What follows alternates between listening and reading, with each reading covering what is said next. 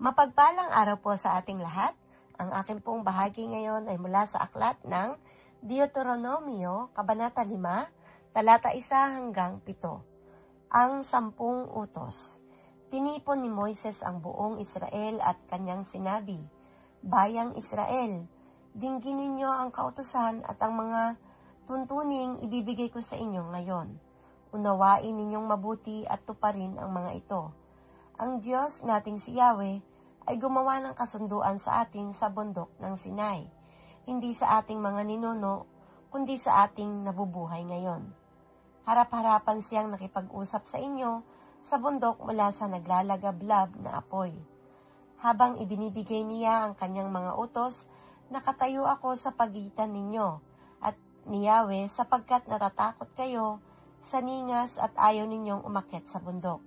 Sinabi niya, Ako si Yahweh, ang iyong Diyos na naglabas sa iyo sa Ehipto at nagpalaya sa iyo mula sa pagkaalipin. Huwag kang sasamba sa ibang Diyos maliban sa akin. Amen. Mapagpalang araw po sa ating lahat. Narito po ang aking daily devotion sa Book of Deuteronomio, chapter 5, verse 8 to 14. Huwag kang gagawa ng Diyos ang imahe ng anumang nilalang na nasa langit, nasa lupa o nasa tubig upang sambahin. Huwag mo silang yuyukuran ni sambahin, sapagkat akong si Yahweh na iyong Diyos ay mapanibughuing Diyos. Ang kasalanan ng mga magulang ay sinisingil ko sa kanilang mga anak hanggang sa 3 at 4 na saninlahi.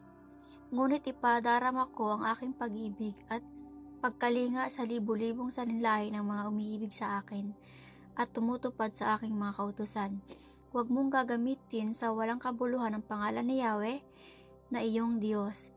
Tiyak na paparusahan ko ang gumamit nito ng walang kabuluhan. Ilaan mo para sa akin ang araw ng pamamahinga, tulad ng ipinag-uutos ni Yahweh sa inyong Diyos. 6 na araw kang magtatrabaho at tatapusin mo ang dapat gawin.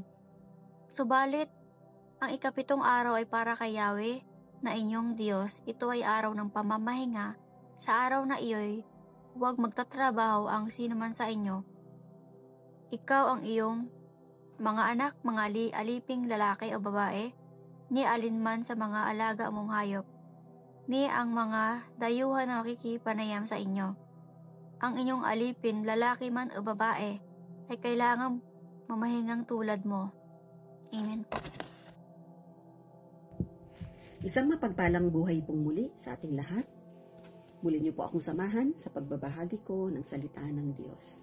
Sinasabi po dito sa 5 kabanata ng Deuteronomio, versikulo 15 hanggang 21. Alalahanin ninyong naging alipin din kayo sa Ehipto, at mula rooy inilabas ko kayo sa pamamagitan ng aking kapangyarihan. Kaya iniutos ko sa inyong ipangilin ang araw ng pamamahinga. Igalang ninyo ang inyong ama't ina tulad ng iniutos ko sa inyo. Sa gayon, hahaba ang inyong buhay at mapapanuto kayo sa lupaing ibinigay ko sa inyo. Huwag kayong papatay. Huwag kayong mangangalunya. Huwag kayong magnanakaw. Huwag kayong sasaksi ng walang katotohanan. Huwag ninyong pagnanasaan ang asawa ng inyong kapwa. Huwag ninyong pag-iimbutan ang kanyang bahay, bukid, alila, baka, asno, at alinmang ari-arian niya. Ito po ang mga salita ng Diyos. Papuri po sa Diyos. Amen.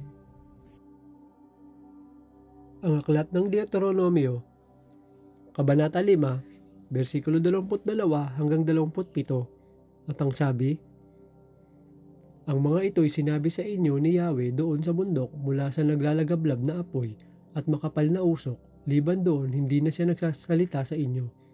Pagkatapos, isinulat niya ang mga ito sa 2 tapyas na bato at ibinigay sa akin. Nang marinig ninyo ang kanyang tinig mula sa kadiliman habang nagliliyab ang bundok, lumapit sa akin ang pinuno ng bawat angkan at ang inyong matatandang pinuno. Sinabi nila, ipinakita sa atin ni Yahweh na ating Diyos ang kanyang kaluwalhatian at kadakilaan, at ipinarinig sa atin ang kanyang tinig. Nakipag-usap siya sa atin ng harapan ngunit hindi tayo namatay.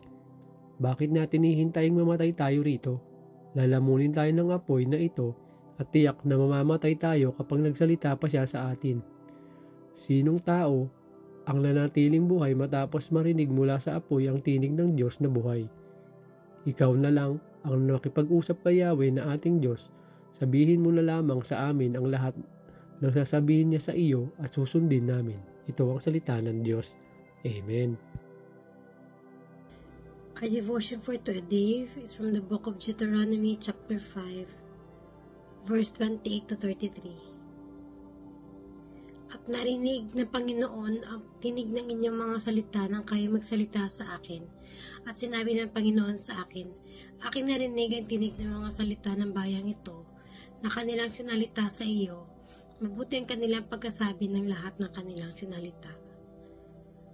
O mamalagi nawa sa kanila ang kaloobang ito na sila'y matakot sa akin at sa kanilang iingatan kailanman ang lahat ng aking mga utos upang ikabuti nila at pati ng kanilang mga anak magpakailanman. Yumaon ka, sabihin mo sa kanila, magsibalik kayo sa inyong mga tolda. Ngunit tungkol sa iyo matira ka rito sa akin at aking sasalitain sa iyong ang lahat ng utos at ang mga palatuntunan at ang mga kahatulan na iyong ituturo sa kanila upang kanilang gawin sa lupain ng aking binibigay sa kanila upang ariin. Inyo nga isagawa na gaya ng iniutos sa inyo ng Panginoong ninyong Diyos, huwag kayong liliko sa kanan o sa kaliwa. Kayo'y lalakad ng buong lakad na iniutos sa inyo ng Panginoon ninyong Diyos upang kayo'y mabuhay at upang ikabuti ninyo at upang inyong mapalawig ang inyong mga araw sa lupain ng inyong aariin. This is the word of God. Amen.